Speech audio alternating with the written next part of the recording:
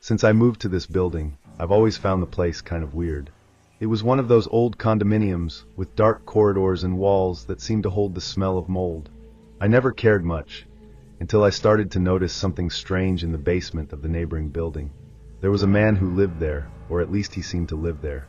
We saw from time to time a silhouette moving behind the dirty curtains, but no one talked about him. I asked the neighbor of 301 once, and she just shook her head and changed the subject. That kept hammering in my head, but I tried to ignore it, until the night they knocked on my window. It was about 2 in the morning. I was almost asleep when I heard 3 dry knocks. I live on the 2nd floor, so the first thing I thought was, it can't be someone. I went to the window slowly, my heart racing.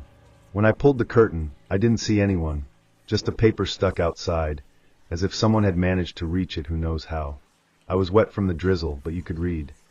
Do you also listen to them at night? My stomach turned at the time. I didn't know if it was a stupid joke or something more serious, but from there, I started to pay more attention to the following nights. And that's when everything started to get worse. The next night, I started to hear some strange sounds coming from the building next door. It was as if someone dragged something heavy on the floor, a metallic, slow noise that echoed in the silence. I looked out the window and saw a dim light coming out of the basement, blinking as if it were defective. It was the first time I saw light there at that time. The worst thing is that, even with the window closed, I swear you could hear some low voices like whispers mixed with squeaks. I was paralyzed in bed, without the courage to leave there. My brain was trying to find a logical explanation, but deep down, I knew there was something very wrong going on. After a few nights like this, I was already getting paranoid. I locked all the windows and doors, put a chair behind the handle just like in a movie. I thought it was an exaggeration until the day I went out in the hallway to pick up the mail and ran into him. The man from the basement. He was barefoot, his hair disheveled, his face full of purple spots as if he had been beaten ugly. But what scared me the most was his look. It wasn't a look of a request for help. It was an empty look, as if he had already given up on everything. He stopped in front of me, breathing heavily, and whispered, "They let me out, but only for today." I couldn't react at the time. I just stood there, standing still, holding the correspondence with my hand shaking. He passed by me without doing anything else, walking slowly down the corridor, as if every step was difficult.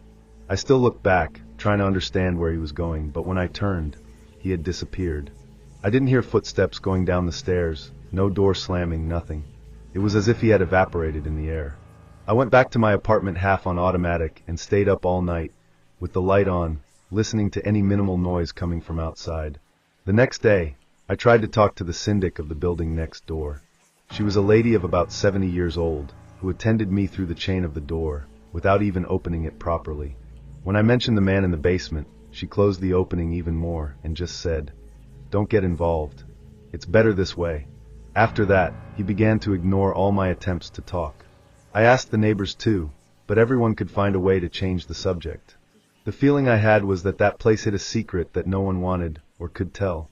After that day, things started to get even stranger.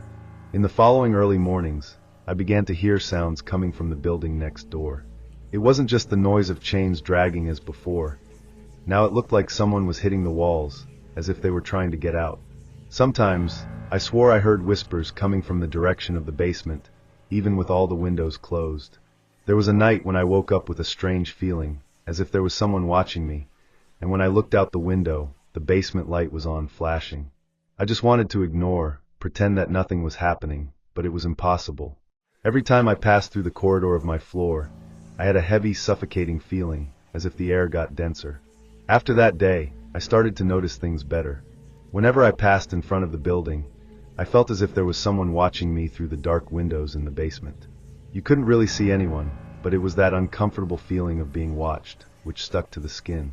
Some nights, I woke up with the noise of chains being dragged and a muffled sound, as if someone was muttering something. It was always coming from the direction of the basement. I tried to ignore it, put on headphones, but deep down I knew it wasn't normal. One morning, curiosity spoke louder. I took a flashlight and went down, determined to look through the railing that gave access to the basement. When I got close, I saw that the railing door was ajar, something I had never seen before. The heart began to beat so hard that I could hear the blood in my ears. I pointed the light inside. I saw peeling walls, the floor full of marks as if something heavy had been dragged. And in the background, an old mattress leaning against the wall, and a chain stuck on the floor loose. After seeing that, I turned around and went up the stairs almost tripping. My instinct screamed for me to get out of there as soon as possible. I started locking the door with the key in the lock and still pushed a heavy piece of furniture at night, just to make sure. But the feeling that something was wrong didn't go away. There was a night when I woke up with a dry noise on my window, like a loud thud. When I took the courage to look, there was nothing, but in the glass, right in the center, there was a dirty hand mark as if someone had tried to get in. The next day, I discreetly asked an older neighbor about the man in the basement. She turned pale at the time, only told me not to mess with these things, and walked away without looking back. From there, I began to suspect that maybe everyone there knew more than I showed. I no longer knew if what I heard and saw was something in my head, or if there was really something in that place, something they had been trying to ignore for years. I started to sleep worse and worse. It was common to wake up in the middle of the night feeling that there was someone standing near the bed, watching. Sometimes I heard footsteps in the hallway, and the elevator working by itself. On one of those nights, I had the impression of seeing a shadow standing on my room door, tall, thin, motionless. When I turned on the light, there was no one, but the door was open, and I was absolutely sure that I had closed it before bed. A week after that meeting with the man, the basement was sealed with boards and thick chains. I saw 2 employees of the building doing this during the day, without giving an explanation to anyone. I asked, but they only said it was for safety. What scared me the most was seeing, for a brief moment, something moving inside before they closed everything. As if someone or something was still there. The feeling of being watched never disappeared. Every noise at night made me jump out of bed, and more I felt as if someone was watching my window. When I tried to get more information from my neighbors about that man, no one knew anything. Some said he never existed, others talked about rumors that he had lived there for decades, but always discreetly, without making noise, without interacting with anyone. Until one night, something strange happened. I was in the living room, facing the window, trying to distract myself with the TV, when I saw a figure in the corner of my field of vision. It was a shadow, moving slowly outside, as if it were looking at my apartment. I was frozen. I didn't know if I should call the police, or if I was imagining everything. But then the shadow stopped, and the paper appeared again, glued to the window. I'm coming back. They know I'm going, but I can't stay. They know. Fear took me completely, and it was at that moment that I finally decided to get out of there. After that, I never saw the man again or received more messages. I changed my apartment. I couldn't stand the feeling of being stuck in that strange and unsustainable situation anymore. No matter how much I tried to forget, I couldn't help but wonder. Who were they? And what had happened to the man in the basement? The questions went unanswered, and I never knew what really happened. The building was renovated months later, but I never heard anything more about it or about what was really going on there. Until today, I never returned to that building, and to this day, I can't forget the words he whispered to me. They let me out, but only for today. I still wonder, who were they? I was trying to earn extra money, so I started making deliveries at dawn through an app. It wasn't the dream job, but it gave me what I needed. That specific night, I had accepted a delivery to a distant house, far from the city. It didn't seem to be a good place for someone to be at this time, but the map showed that other deliveries had already been made there before, so I decided to move on. When I arrived, I realized that the house was isolated. The street was quiet, without any movement. The front lights were off, but there was a lit candle inside the house, visible through the window. I was a little uncomfortable, but I was already there, so I knocked on the door. I expected a little movement, some sound of people inside the house, but the silence was total. I waited a few more minutes, and when I started to turn around to go back to the car, I heard the door opening behind me. I was paralyzed for a second. The woman who appeared was covered with a blanket, her hair was wet, as if she had just come out of a shower. She looked at me directly, unhurriedly, and said in a low voice, almost like a whisper, "He's in here. Please don't go." It was enough to freeze me inside. Something about that seemed very wrong. I didn't need to think twice. I turned my back and got into my car quickly, without looking back. The next day, I saw a local news story talking about the house. They had found a captivity in the basement, and the woman who appeared at the door had been kept there for months, in a deplorable state. The worst? The delivery I made that night never appeared in the app system. They had no memory that I had gone there. I still keep thinking about what really happened in that house, and how I was the only one to have seen it. My brother has always been a fan of old things, so when he bought that old console at the flea market, I didn't pay much attention. He was excited, saying that he had found something rare, and that it was going to be fun. When we turned on the console, the only game that was installed was one called Watcher. There was no menu, nothing. As soon as you turned on, the game started automatically. The home screen showed a house, and it looked strangely familiar. I didn't know what to think, but my brother got excited and started playing. At first, the game was just weird. The character played in first person and walked through a house very similar to ours. The furniture was almost identical, but they were all designed versions, as if it were a digital model.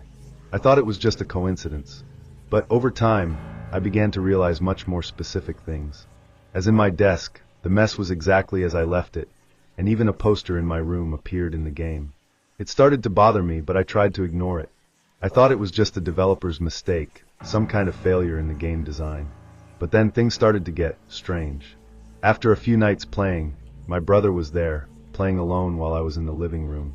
He called me, saying that something had happened. In the game, the character was looking at the window. I got curious and went to him. When I looked at the screen, I saw something that made me freeze. The character's reflection was mine. But what left me breathless was what was behind me in the game. Someone was there, standing still. I looked back in real life, and just as quickly, I saw a figure standing at the corridor door, as if he was watching me. It couldn't be a coincidence. What was going on? I froze. I stood still, looking at the reflection of the game, and then at the figure on the door. The feeling of déjà vu was unbearable. I knew I wasn't dreaming, but fear took over me. My brother, who until then was so immersed in the game, noticed my reaction and looked at me confused. "What was it?" he asked, but I couldn't answer. I was still trying to understand what was happening. The character in the game was still standing still, looking out the window. I tried to get closer to the screen, to see if it was some kind of glitch or programming error. But when I moved closer, I saw the game figure moving away from the window. When I looked at the corridor door again, the figure in real life also moved away. It wasn't possible. How could that game reflect what was happening inside the house? My heart raced. I went to the door, but there was no one there. Just the silence of the house. I looked at my brother, who seemed to be as scared as I am now. He turned off the console suddenly, as if trying to cut any link with that. But the strangest thing happened. The console didn't turn off. The lights flashed for a second, and the game started again automatically, even with the power off. The screen showed the house again.